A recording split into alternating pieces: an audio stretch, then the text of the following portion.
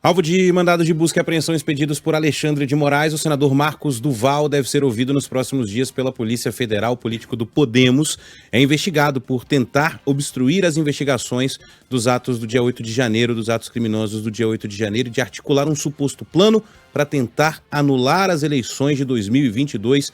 De Brasília está conosco o João Pedro Melo, que vai contar para a gente a repercussão, né, João Pedro?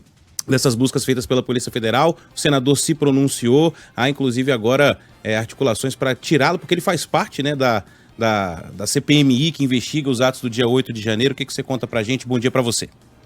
Oi, Ivan, bom dia para você, para todo mundo que está nos acompanhando. Pois é, essa é uma questão que está circulando aqui nos corredores da capital do país, né? Essa possível retirada de Marcos Duval da CPMI dos atos do dia 8 de janeiro. Bom, Polícia Federal vai ouvir o senador nos próximos dias sobre esse suposto plano golpista para anular o resultado das eleições de 2022 e ele é acusado de obstruir as investigações.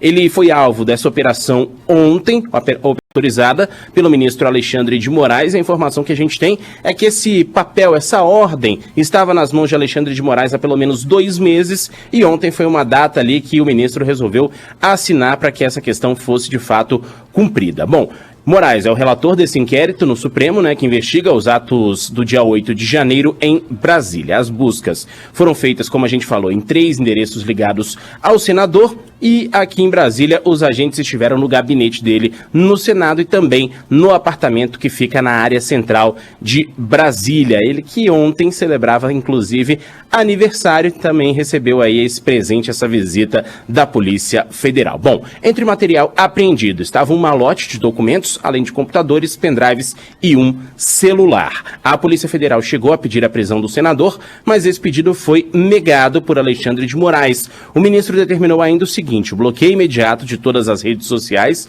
de Marcos Duval, e em entrevista ao Band News TV, o parlamentar disse o seguinte, que a operação é uma reação contra a atuação que ele vem fazendo no Congresso.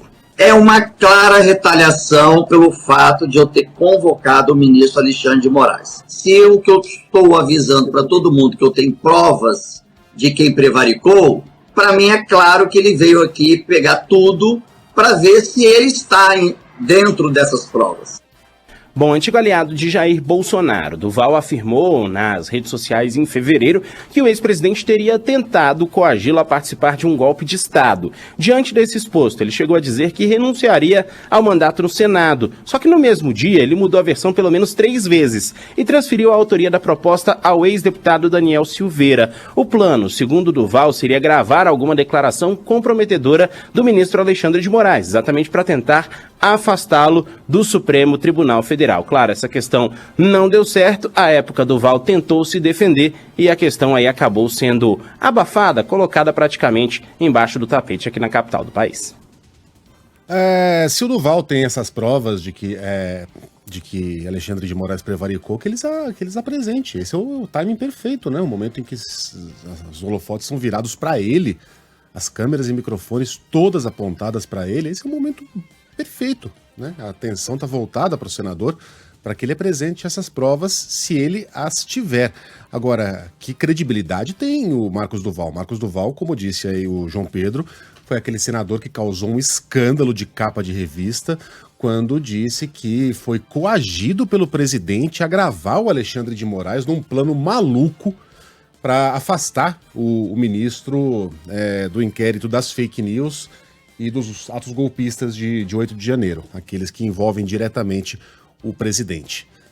Aí disse que ia renunciar, não renunciou, e aí depois mudou a versão várias vezes. João Pedro já contou toda a história, e no final das contas a versão que ficou, a última, é a de que tudo isso teria sido um plano dele, Marcos Duval, e que ele teria avisado o presidente de que colocaria em prática esse plano maluco aí, que parece mais ter saído de uma esquete do Comando Maluco do Dedé Santana, de gravar secretamente o Alexandre, como se o Alexandre fosse confessar um crime pro Marcos Duval. Ô, ministro, o senhor tá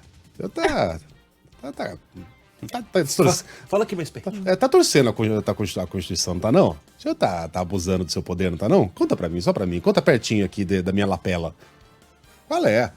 E aí depois, falando com apoiadores lá do lado de fora do Congresso, disse, pode esperar, tá tudo sendo maquinado, como se ele fosse um grande estrategista, agindo como falando como James Bond, agindo como Agente 86.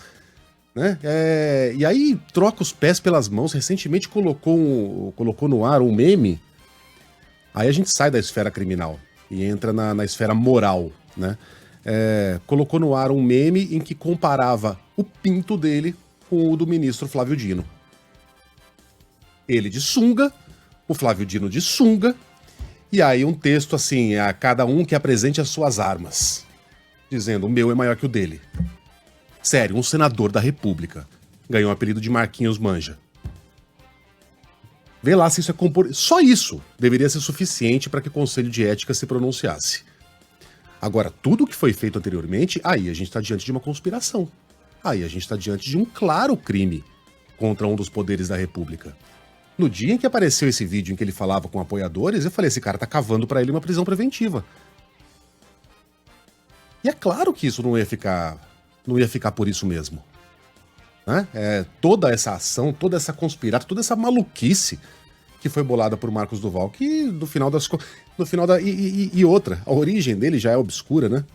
Ele vai lá e usa um brochezinho da SWAT, daqueles que a gente compra no centro da cidade, porque ele uma vez deu um curso lá na SWAT, lá nos Estados Unidos. Para um batalhão lá, que aí ele diz que é um curso pra SWAT. Seria a mesma coisa que é lembrar, dar um media training para um executivo, sei lá, da Nike e sair falando que trabalha na Nike. É tipo isso. Assim, é uma figura muito, muito particular. E ao que parece, os holofotes estão voltados agora para ele, porque ele mesmo cavou essa situação para si próprio. Aguardemos os próximos acontecimentos. Obrigado, JP. Valeu, pessoal. Um grande abraço.